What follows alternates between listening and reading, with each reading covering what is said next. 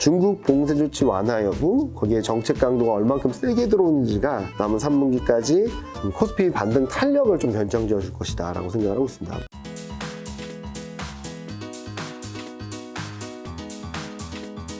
다음은 이제 물가. 사실 물가 때문에 이 금리 인상 얘기가 나오고 뭐 시장이 안 좋아지고 이런 것들이 있을 텐데 물가는 지금 정점을 통과는 했는 것 같긴 하던데 8.5%에서 지금 이번 달에 8.3이었나요? 네. 지난달에? 그 정도까지는 떨어졌는데 몇 가지 시사점이 있는 것 같아요. 저는 물가는 정점을 통과했다고 생각하거든요.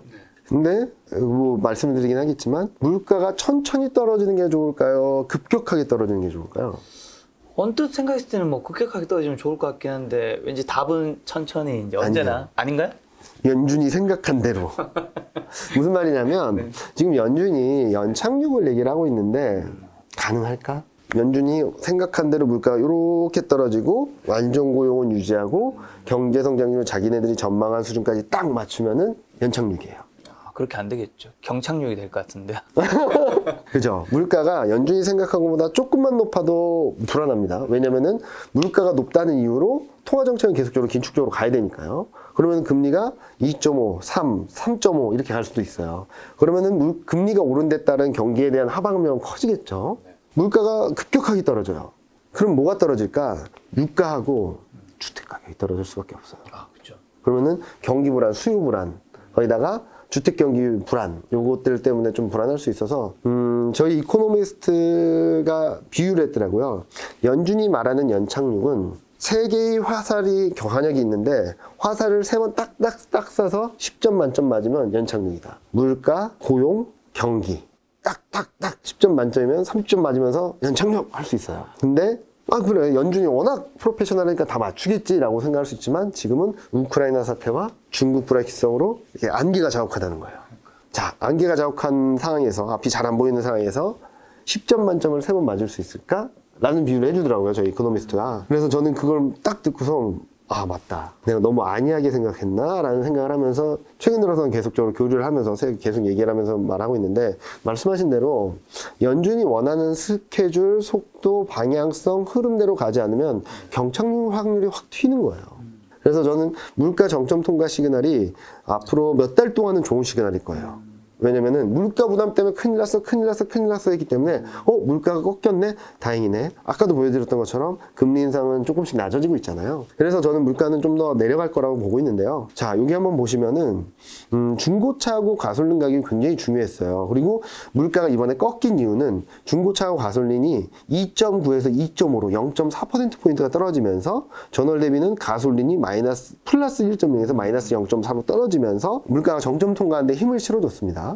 자, 이 두 가지 팩터가 계속적으로 둔화되게 된다면 아마 물가는 더 오르기 어려울 것 같아요. 제가 보기엔. 자, 두 가지 팩터를 보면 중고차 가격인데 중고차 맨하임이라는 데서 발표한 중고차 가격이 좀 한 두세 달 정도 선행을 하거든요.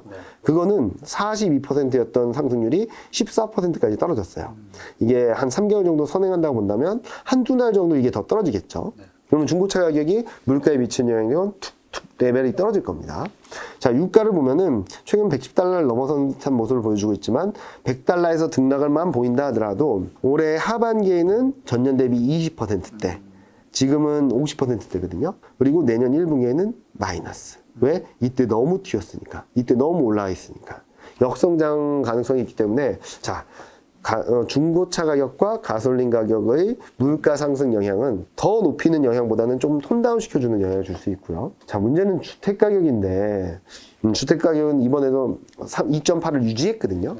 근데 보시면은 기저효과가 소멸되는 구간으로 들어갔고 요 시점을 그래서 정확히 말씀드리기 어려운데 2021년 5월달 전후로 해서 기존 주택, 신규 주택 가격 변화, 주택 시장 지수가 정점을 찍고 이렇게 좀 꺾이는 모습들을 보여주고 있어요. 그렇게 본다면 2분기 중 올해 이번 주에 지난주에 발표한 게 4월 CPI였으면 5월 또는 6월 CPI에서 이 급등세가 좀 슬로해지는 그런 구간으로 들어갈 수 있겠다라는 말씀을 주택 드리고 있죠. 물가도 이제 중고차 물가점은 이제 좀 빠질 것이다.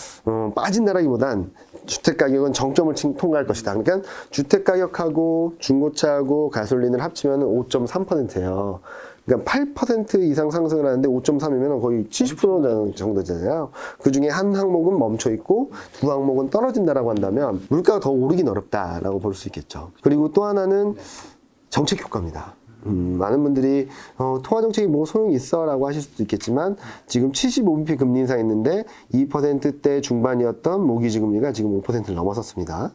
그로 인해서 기대지수나 주택 관련된 기대지표들이 꺾이고 있어요. 그리고 3월 FOMC 때 정책 효과가 없었거든요.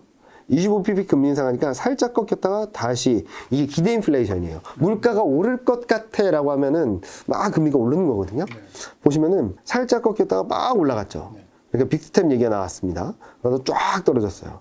자이언트 스텝 얘기가 나오고 있어요. 쭉 떨어지다가 5월 FOMC 때 한번 레벨 다운, 물가지표 확인한 다음 또 레벨 다운. 그러니까 많은 분들이 물가지표 확인하고 시장이 더 안 좋아졌어 라고 하시는데 그거는 경기 침체 이슈로 쭉 끌어당기면서 더 나빠진 거고 실질적으로 통화정책이라든지 그리고 기대 인플레이션이라든지 이런 데에는 분명한 변화가 있었거든요. 그래서 저는 이런 그림들을 본다면 물가에 대한 부담, 금리에 대한 부담, 그리고 통화정책에 대한 부담은 더 나빠지기보단 더 부담감이 커지기보다는 약해지고 시장에 미치는 영향력도 점차 줄어들 거다라고 생각을 하고 있습니다. 자, 유가, 뭐 주택, 자동차 이 부분에서는 이제 좀 괜찮아질 것 같은데 사실 또 우리가 또 이런 것만큼 중요한 게 먹고 사는 문제. 그렇죠. 곡물 가격 급등 이로 인한 이제 식료품 가격 상승 부담스러운데 이건 또 좀 어떻게 보고 계세요, 그러면? 저는 요즘 뭐 마트에서 장을 보면 엄청나죠. 너무 비싸졌어요.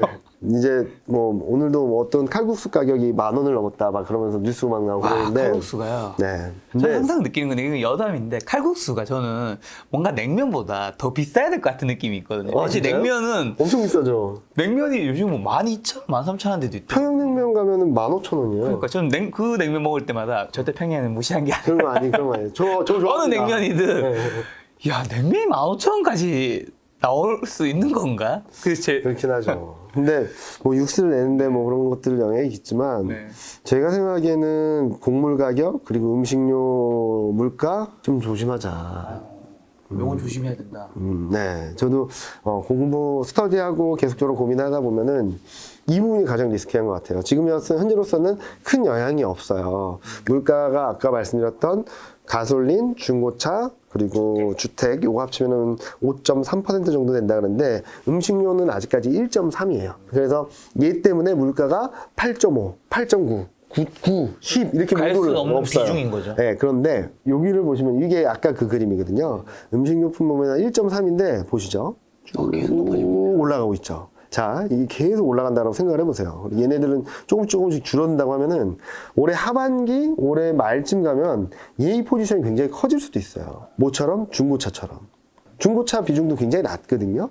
기여율이. 근데 이때는 중고차 때문에 난리가 났습니다. 물가가 중고차 때문에 4% 넘었다. 이런 그림이 나올 수도 있어요. 왜냐면 그 전에 중고차 비중이 되게 작았으니까. 엄청 작았죠. 거의 미미했습니다. 거의 신경도 안 썼어요. 근데 중고차 가격이 40%, 50% 폭등을 하면서 어마어마한 영향을 줬거든요. 이때 보시면은 전월 대비 변화율에 있어서 거의 절반이 중고차였어요.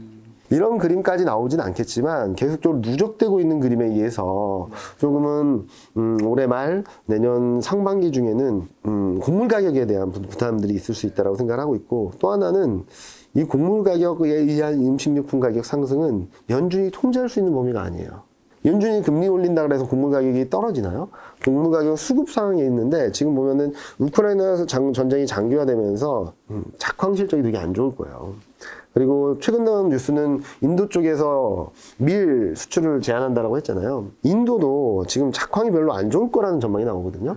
그러니까 인도 차원에서는 자기네들 소비할 수 있는 것도 모자라게 생겼으니까 수출을 제한하는 거고. 그러면 어떻게 되느냐? 수요 공급에 있어서 유가 같은 경우, 원유 같은 경우는 증산을 하면 되지만 곡물은 그럴 수 없잖아요. 오늘 심어서 내일 생산할 수는 없잖아요. 그러면은 이제 연말로 가면 갈수록 곡물 가격 상승 압력은 조금 더 이어질 수밖에 없고 여기서 뭐 이따 중국 변수 말씀드리긴 하겠지만 중국이 위드 코로나 정책 봉쇄 조치를 푼다고 해서 되게 안도감이 크게 들어오겠죠. 왜냐면 이로 인한 경기 불확실성이 컸으니까. 근데 또 한편으로는 사람들이 이제 막 활동을 하기 시작하게 되면 많이 사 먹고 지금은 뭐 상하이 전체를 봉쇄해 버렸으니까요. 근데 소비가 확 늘어나게 되면은 곡물에 대한 소비도 커지겠죠. 그러면 어떻게 될까? 좀 걱정스럽죠. 그리고 이렇게 되면 물가가, 곡물 가격이 계속 올라가게 된다면 이렇게 생각할 수도 있어요. 연준이 통화 정책을 통제하지 못하는, 그러니까 연준이 물가 측면에서는 뭐 중고차 가격이나 주택 가격이나 이런 쪽에는 영향을 미칠 수 있어요. 금리가 올라가는 것만큼 소비 욕구라든지 아니면은 뭐 건설에 대한 투자 욕구가 조금 줄어들 수 있는 변수가 있는데, 수급에 의한 곡물 가격 상승, 그로 인한 음식료품 가격 상승, 이거는 연준이 통화 정책을 한다고 해서 할 수 없는 거잖아요. 왜냐면 필수품이기도 하고 필수 소비재도 하고. 그래서 저는 이로 인해서 올해 말 내년 상반기 중에 물가를 덜 떨어뜨리는 영향을 줄 수도 있기 때문에 연준의 정책이 실패할 수도 있다라는 전망이 나오는 이유가 요 음식료품 가격이라서 앞으로는 요 그림을 계속적으로 잘 체크하셔야 될 것 같아요. 네. 물가 상승 측면에서 주택가, 중고차, 뭐 유가는 이제 어쨌든 좀 안심 단계로 네. 가고 있다면 우리가 음식료품은 계속해서 확인해야 된다. 그리고 지금은 8%에서 1.3이라고 크게 영향이 없는 것처럼 보이지만 이게 7%대, 6%대로 내려오는데 얘가 계속 2%까지 올라오게 되면 30%를 차지하는 거거든요. 부담될 수 있겠죠. 그러다가 6%대인데 얘가 2.5로 올라간다. 그러면 얘는 이제 거의 절대적인 영향을 미칠 수도 있겠죠. 요게 낮아지려면 결국에는 러시아, 우크라이나가 이제 종식돼야지 낮아질 수 있는 걸까요? 그러면 일시적으로 좀 안도를 하겠죠. 근데 러시아 우크라이나 전쟁이 내일 모레 끝난다 그래서 갑자기 작황을 해가지고 그런 게 또 어렵잖아요. 이미 높아진 것들이 낮아지는데 좀 시간이 걸리겠네요. 시간이 걸리겠죠. 그래서 올해 말 제가 자꾸 내년 상반기까지 불안할 수 있다는 말씀드린 이유가, 내년 상반기에 우크라이나 러시아 전쟁이 끝나서 파종을 해야지 그때부터 곡물 가격이 좀 안정을 찾을 수 있다고 생각을 하거든요.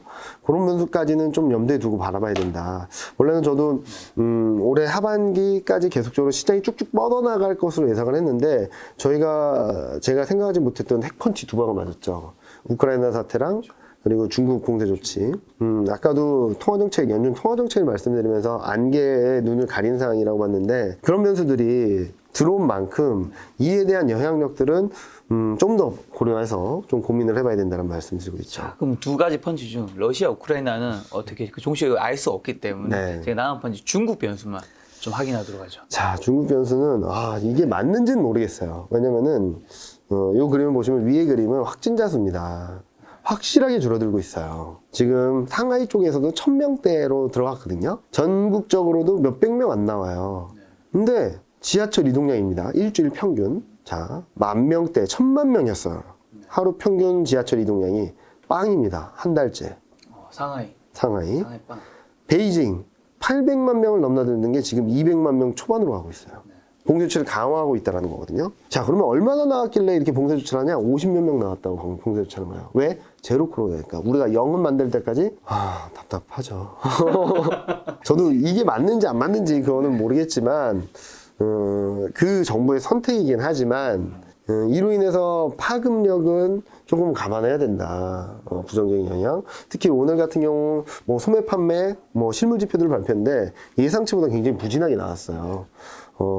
그로 인해서 시장이 좀 흔들리고는 있죠. 물론 경기에 대한 불안 심리 충격은 충분히 선반영을 했다라고 생각을 하고 있습니다. 그럼에도 불구하고 이런 경제지표 결과가 나올 때마다 출렁출렁할 수밖에 없는 상황이라서 중국 변수는 좀 경기에서 바라봐야 되고, 이로 인해서 올해 내년까지 경기에 어떤 흐름을 영향을 줄지를 좀 봐야 되는데, 단기적으로는 그래도 우리가 너무 걱정했던 것보다는 좀 덜하지 않을까라는 생각을 하고 있거든요. 무슨 말이냐면 여기서도 심리입니다. 투자 심리.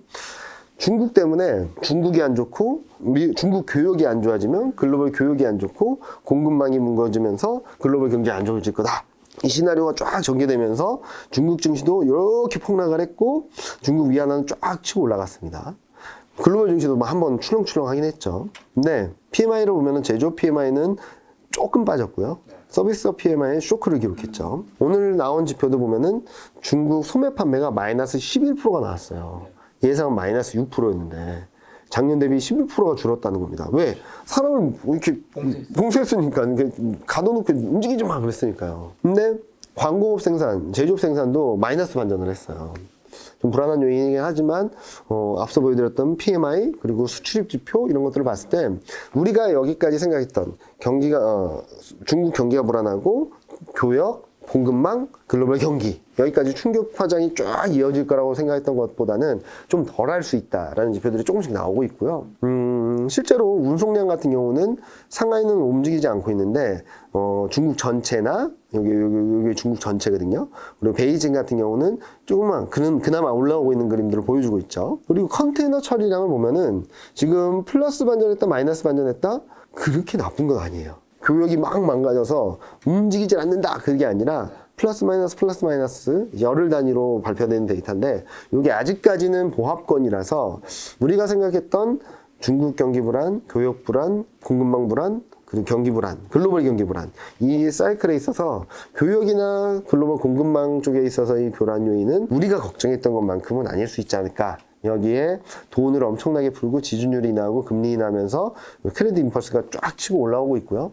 무슨 말이냐면 돈이 많이 풀려서 정책적으로는 굉장히 강한 모습들을 보여주고 있다는 거고 여기에 뭐 정책적으로 계속 대응하는 얘기가 나오고 특히 중요했던 것은 중앙정치국회의에서 경제 및 사회 발전의 예상 목표를 달성하기 위해 노력 올해 GDP 성장률 목표로 5.5로 발표했는데 그거를 못할 것 같아요. 달성 못할 것 같은데 달성하기 위해 노력하겠다. 즉 경기 부양 정책을 좀 세게 할 수 있다는 시그널을 던져줘가지고 지금 현재 시점에서는 중국 경기 되게 불안합니다. 그리고 이 파장들이 장기화될 수도 있고 조금 더 이어지게 된다면 쫙 공포감이 시달렸던 게 조금 회복되긴 하겠지만 이게 쫙 V자로 올라가지 못할 수도 있어요.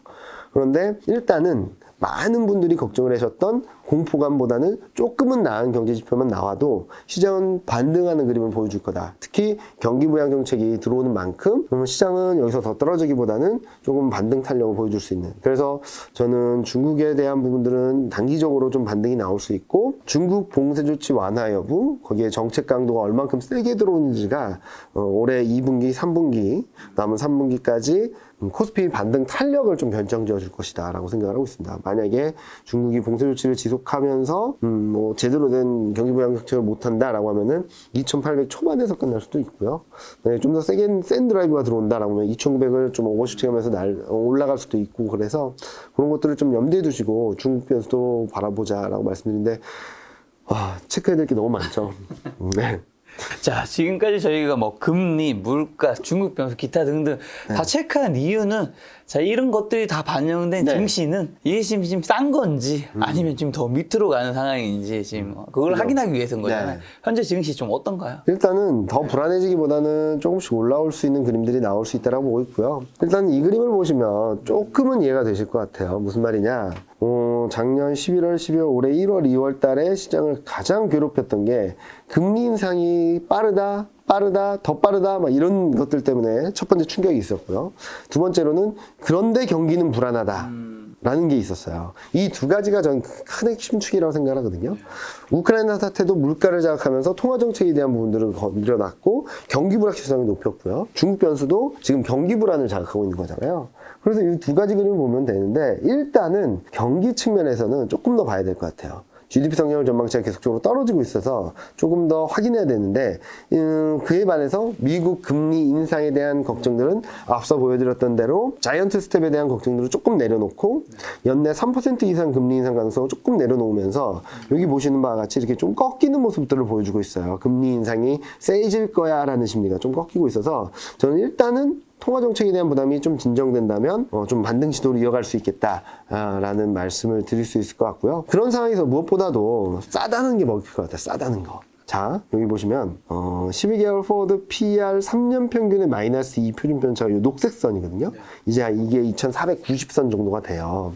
그리고 확정 실적 기준 PBR 1배가 2510포인트 정도 돼요. 코스피가 2550선을 살짝 깨긴 했는데 바로 튀어올랐죠. 아마 여기에 대한 락바텀에 대한 기대감들이 좀 있지 않았나라는 생각을 합니다. 12개월 포워드 PER 3년 평균의 마이너스 2 표준 편차는 여기서도 지켜냈던 레벨입니다. 밸류에이션적인 측면에서. 2011년 때도 지켜줬던 레벨이고요. 이 등락 과정에서도 계속 지켜줬던 레벨이에요. 그래서 이번에도 2490, 2500선은 깨진 않을 거다라고 생각을 하고 있고 확정 실적 기준 PBR만 본다 하더라도 실적 전망치가 올라오는 상황에서 더 깨지는 않을 것 같아요. 자, 그러면은 이처럼 싸다. 첫 번째. 싼데 지금까지 유입되었던 최악의 상황보단 조금 나아질 수 있겠다. 라는 것들에 외국인이 조금씩 움직이고 있는 것 같아요. 아, 요즘 좀 사기 시작하나요? 계속 순매도했다고 몇 달째. 순매도가 있어요. 7주 연속 순매도하고 있어요. 근데 여기 보실게요. 4월 28일 날 지분율이 29.85까지 떨어졌는데 시장이 폭락하고 있는데 외국인 지분율은 스물 올라와서 30.28%까지 올라왔어요. 특히 대형주를 중심으로. 외국인 매도라고는 있지만 몇몇 반도체 일부 기업 그리고 인터넷 뭐 제약 바이오 뭐 일부 종목입니다. 이런 종목들에 조금씩 사고 있어요. 종목별로. 그리고 뭐 IT 하드웨어, IT 가전 이런 종목들도 그런 것들을 보면은 외국인은 지금 상황에서 시장을 더 떨어질 거라기보다는 이쯤이면 바닥이 아닐까라고 생각하는 거 아닐까라는 판단을 하고 있죠. 특히 보면은 7주 연속 순매도한 건 맞지만 요 그림 보시는 것처럼 원달러 환율이 이렇게 올라가서 요것만 보면 외국인이 엄청 판 것 같죠. 환율은 급등을 하고 자, 이걸 조금 세분화해서 보면은 요게 코스피입니다. 코스피 쫙 떨어져서 연중 최저치를 경신하고 살짝 반등을 했죠. 원달러 환율은 끝없이 올라갔습니다. 근데 요 막대 차트는 외국인 10일 평균 순매수고요. 그러니까 일간 순매수를 10일 동안 평균한 거고 요거는 20일 동안은 평균한 거예요. 빨간색은 보시면 3월 중순보다 4월 중순보다 현재가 매도 규모가 점차 줄어들고 있죠. 이건 무슨 의미냐면 주식시장은 더 불안해지고 원달러 환율은 더 올라갔는데 외국인의 평균적인 매도 규모는 완만하게 줄어들었다는 얘기예요. 더 세게 매도하기보다는 좀 덜하면서 뭔가의 액션이 취해지는 것이 아닌가라는 생각을 하고 있거든요. 그래서 보시면은 원달러 환율 때문인 것 같다. 무슨 말이냐? 원달러 환율 계속 올라갔잖아. 그런데 무슨 얘기하는 거냐? 달러가 1% 올랐어요. 원달러 환율이 1.2% 올랐어요. 외국인 입장에선 0.2만큼 손해를 본 겁니다. 그래서 팔고 싶어 하겠죠. 반대로 달러가 1% 올랐는데 원달러 환율이 0.5만 올랐어요. 0.5만큼 수익이에요. 올라간다고 해서 무조건 나쁜 게 아니라 달러보다 더 올라갔냐 덜 올라갔냐가 중요한 거예요. 외국인 투자가 바라보는 입장에서 보시면은 3월 중순을 기점으로 이때 3월 중순 전까지는 회색이 원달러 환율이거든요. 원달러 환율이 달러보다 높았죠. 그리고 파란색은 달러하고요. 반대로 3월 중순부터 보면은 달러가 원달러 환율보다 높죠. 무슨 의미냐면 3월 중순까지는 달러보다 원화가 더 약했던 거예요. 달러 인덱스가 1% 오르면 땐 원달러 환율은 1.2, 1.5 오르면서 계속 환차 손이 발생했던 거예요. 또 외국인 투자자 입장에선. 그러니까 조금만 좋아지면 사더라도 조금만 나빠지면 막 팔았던 거예요. 근데 3월 중순을 기점으로 달러보다 원화가 조금씩 강해진 거예요. 그럼 어떻게 되나요? 외국인 입장에선 버티니까 0.2를 먹는데 달러보다? 그런 흐름들이 나오니까 지수는 불안하고 원달러 환율이 더 올라갔는데 외국인 투자자 입장에선 더 팔지 않고 지분율을 조금씩 늘려가는 모습들을 보여줬다는 것이죠. 그런데 요게 달러 대비 원화 약세하는 건데 요게 아마 이렇게 등락을 보이고 있을 텐데 요게 깨지게 되면 그리고 아까 보여드렸던 대로 원달러 환율이 조금 1280원 90원대에서 좀 꺾이게 된다면 지난 주말처럼 외국인 순매수는 조금 더 꾸준히 들어올 수 있지 않을까라는 생각을 조심스럽게 하고 있습니다. 근데 아까 전에 외국인들이 대형주를 더 많이 사고 있는 거잖아요. 네네. 중형주, 소형주보다. 네. 이거는 왜 그런 건가요? 일단은 대형주가 많이 빠졌을까요? 중소형주가 많이 빠졌을까요? 대형주? 그렇죠. 네. 싸요. 아, 그래서 그리고 두 번째, 대형주 중에는 많은 분들이 생각하는 여러 가지 종목들이 있긴 하지만 한국도 구조가 많이 변해서 성장주가 많아요. 2차 전지, 인터넷, 제약 바이오 이런 업종들이 많다 보니까 금리 급등으로 인해서 굉장히 충격을 받은 성장주들에 대한 좀 컨셉이 좀 달라지는 것 같고요. 또 세 번째로는 지금 경기 침체까지 들어왔는데 경기 침체가 아닌 경기가 우리가 침체로 걱정했던 건 너무 나쁘게 생각했구나라고 한다면 수출주도 괜찮겠죠. 이런 컨셉들이 맞아 들어가는 게 대형주다 보니까 외국인 입장에서는 좀 대형주 위주로 사는 것 같다라는 생각을 하고 있고요. 그리고 또 오랜 기간 동안 한국 증시가 좀 부진했잖아요. 코로나19 이후에 한번 탁 튀어오른 거 빼고는 제대로 된 상승을 하지 못했는데 이 과정에서 많은 해외 투자들이 한국 증시를 분석하는데 옛날처럼 종목을 하나하나 분석하기보다는 한국 시장 자체로만 또는 대형주 몇 개로만 구성을 하고 있거든요. 투자를. 그런 것들도 영향이 좀 있지 않았나. 그러니까 외국인이 들어올 때는 보통 대형주를 많이 산다라고 보시면 맞을 것 같아요. 자, 지금 이 이미지 봤을 때는 2,500 깨지면 거의 뭐 무조건 사야 되는 거고 지금부터도 뭐 사기 나쁜 2,500이 깨지면 좀 다른 스토리가 벌어질 수 있어요. 왜요? 그러면은 조정이 더 길어질 수도 있거든요. 지금 시점에서. 그래서 지금 제가 생각하는 시나리오는 여기 길어드렸잖아요. 2600이 살짝 깨지고 2590 뭐 이 정도까지 바닥을 잡는다면, 그러니까 전 저점 2550선을 깨지 않는 수준에서 1차 바닥을 잡는다면 2700선 충분히 가능하다. 단기적으로. 그러다가 등락을 보일 때는 좀 시장에 불안할 수 있어도 궁극적으로는 2보 전진을 위한 1보 후퇴이기 때문에 궁극적으로는 2800선 중후반까지 갈 수 있다라고 보고 있죠.